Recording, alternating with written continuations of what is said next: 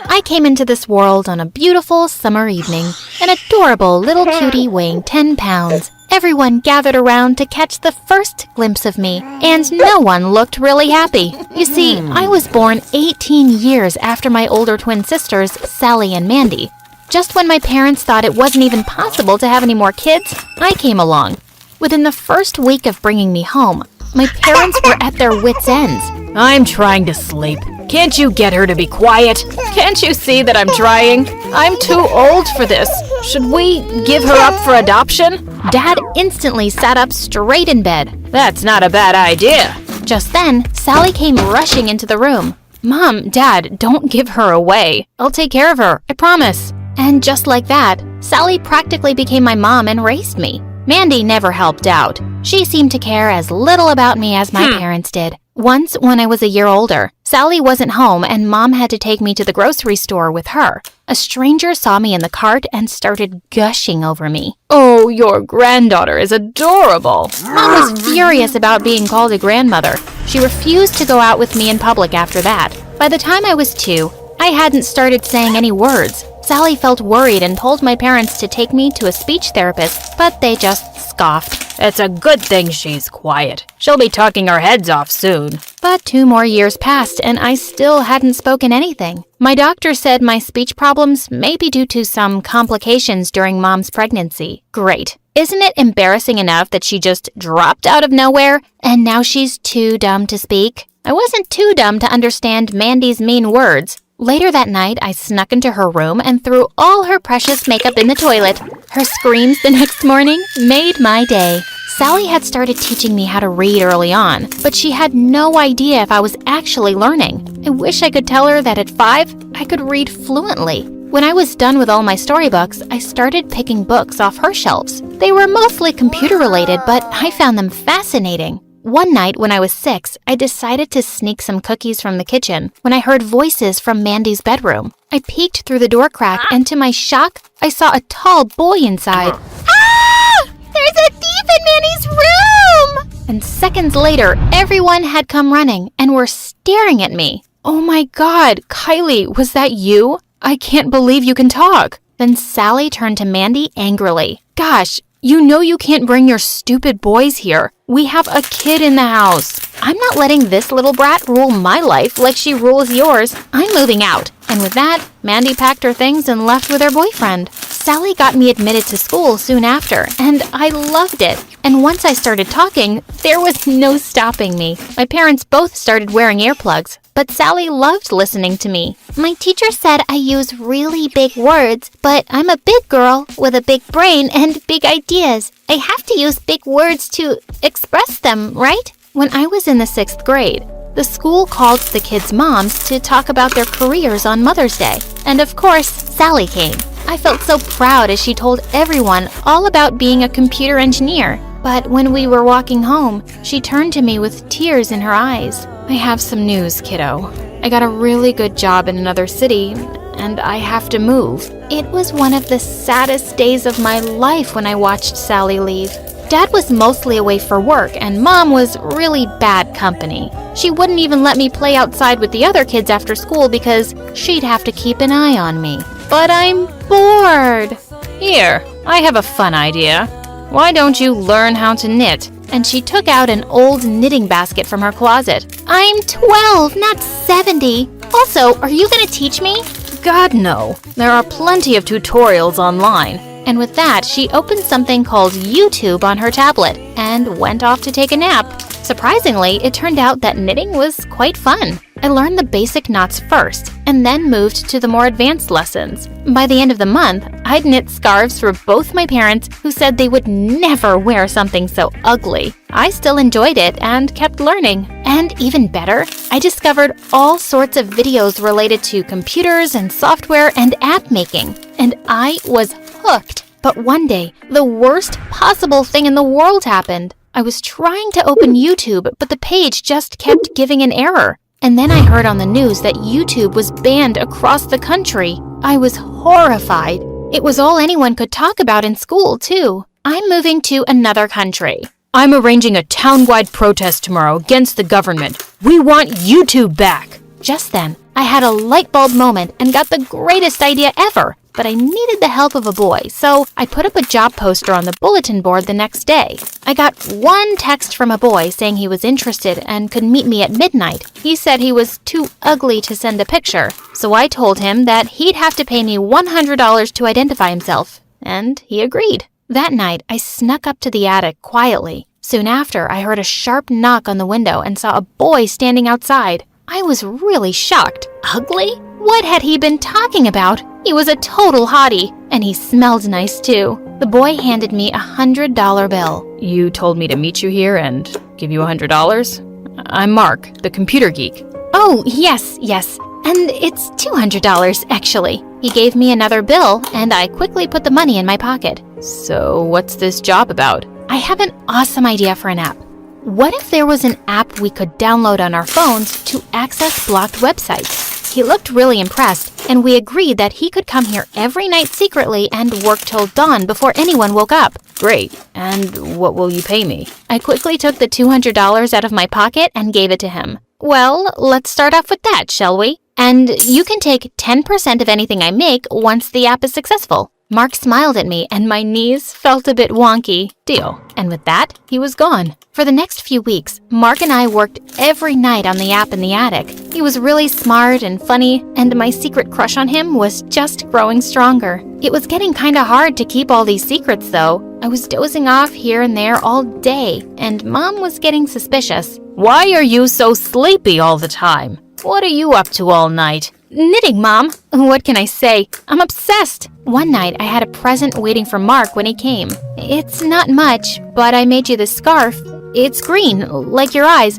I mean, not that I've really noticed the exact shade or anything. He grinned and immediately put it around his neck.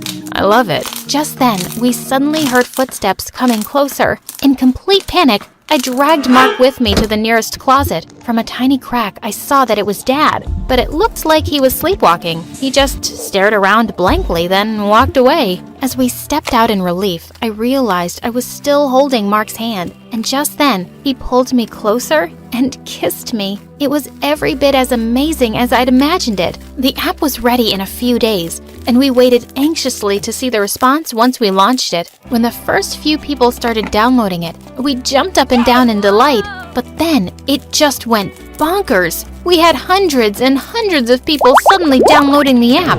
The number had gone up to thousands by morning. The school was buzzing with excitement that day as everyone was on their phones, and I overheard the girls say, "Download FireGuard app already, loser. It's so cool." Thank God I can finally post my makeup tutorials again. So amazing. I've really missed watching all my favorite channels. Whoever made this app is really smart. This was an instant hit, and I was about to get very rich. Of course, I kept this a secret from everybody, especially my parents. As it grew more popular, the app constantly needed upgrades, so Mark would still come to the attic, and we secretly kept working and celebrating our success.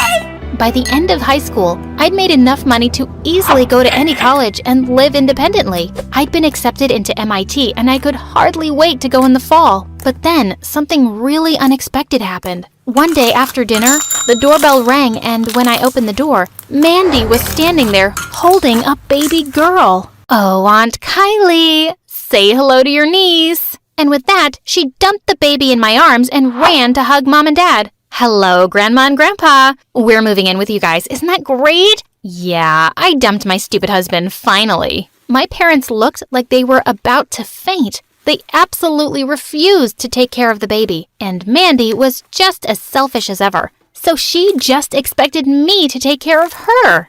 But to be honest, I didn't mind because my niece was adorable, and it's not like I was going to be around much longer. Auntie Kylie will be off to college soon, but it's our little secret, okay? I'm really gonna miss you. The night that I was leaving, I left my parents a note in my room and was planning to sneak out of the attic. Mark was already there to help me with my bags. Ready for this adventure? So ready. As Mark pulled in for a kiss, suddenly the door flung open and we flew apart to find my niece standing in the doorway. "Annie Kylie is here!" And to my horror, Mandy walked in right behind her with an evil smirk. "Gosh, don't you know you can't bring stupid boys here? We have a kid in the house. Wait till I tell Mom and Dad." Tell us what? And they were both behind us. God, was the entire house awake today? Where do you think you're going, Kylie? And who's this boy? Mom? Dad? I'm leaving because I've been accepted at MIT. They all stared at me for a minute and then burst out laughing. Yeah, right. As if you're smart enough to get in there. It took you 5 years to start talking, remember? And who do you think is going to pay for college anyway? You think we've been saving for that? I felt really mad, and I couldn't keep it in any longer. I whipped out my college acceptance letter and waved it in their faces. I did get in, and I don't need your money. I came up with the idea of the FireGuard app, and Mark helped me develop it, and it changed a lot of people's lives, and I'm rich enough to never need a cent from you ever again. Suddenly, both my parents were hugging me and smothering me. Wake up, you lazy bum. I woke up with a start as my stepmom stood over me, barking the list of chores she needed me to do today. But I just stared over her shoulder at a picture of my dad and me, a picture of happier times. Stepmom hadn't been so bad while Dad was around, but after he was gone, she became the stuff of every kid's nightmare. The next day, she came into my room and tossed a pile of pretty dresses on my bed. I was psyched. She hadn't bought me new clothes in years. I thanked her, but she laughed loudly. Are you crazy? These aren't for you. I want you to take my dresses to the dry cleaners. You can have these. My heart sank. All of my clothes were already old and worn out, and the kids at school made fun of me. She said, "You should be grateful I let you go to that fancy private school. That should be enough for you." Only because of Dad's will. Later, as I handed the clothes to the dry cleaner, I handed him a $10 bill and winked. "Julia, you're such an idiot." She walked into my room carrying her dress, which had huge pink spots all over it. She kept screaming about how useless I was for 10 minutes, but it was totally worth it. Life was hard with such a witch, but at least I had Sean. Later that evening, he took me to his friend's party. A lot of those snooty kids from school were there. I just knew they were talking about me. Feeling awkward, I told Sean that I was going to go touch up my makeup. When I came back, I nearly passed out. Sean was kissing another girl. I walked over to them and pulled the girl away from him, but the moment I saw her face, I was stunned. This girl looked exactly like me. Sean looked at the two of us in shock. What the hell? We just stood there, staring at each other. Who are you? The girl touched the necklace I was wearing. Where did you get this? Seriously? That's what she wants to know? My dad gave it to me. She laughed. Julia? Who was she, and how did she know my name? I'm Suzanne. Didn't Dad ever tell you about me? I'm your twin. I stepped back, looking at her in disbelief. I don't have a sister, let alone a twin. She pulled down her shirt, and I gasped. She was wearing the exact same necklace as me. When our parents divorced, we were separated. My mom told me that she left you with Dad and took me with her. My head was spinning. I had the chance to meet my mom? When can I see her? She's probably out dating some loser again. We went to her boyfriend's apartment. I needed to know everything. The tiny studio apartment seemed quite nice. Well, until my eyes landed on the sleazy guy sitting in the corner. Yo, twins. I'm Emmett. Suzanne said he was her boyfriend and how awesome it was to date a college guy. I looked at her boyfriend. If Mom was out dating losers, well, like mother, like daughter. She told me how Mom would just come and go all the time, depending on whether she had a job or a man. All the guys she dated were losers, but Mom didn't care as long as they bought her pretty things. I was shook by everything I'd found out today. When we got home, my stepmom was having a dinner party with her friends. I grabbed Sean's arm and tried to sneak past everyone. As soon as she saw us, she started yelling in front of her friends. "How dare you bring a boy home? Sneaking him into your room, were you? Shameless. Look at this little flirt. Even I don't bring men home." Sean ran out as fast as he could. A few days later, Suzanne called me. "Mom wants to meet you." I'd heard all these weird things about her from Suzanne, but I was still so excited. This was the first time I was going to meet my real mom. Whoa.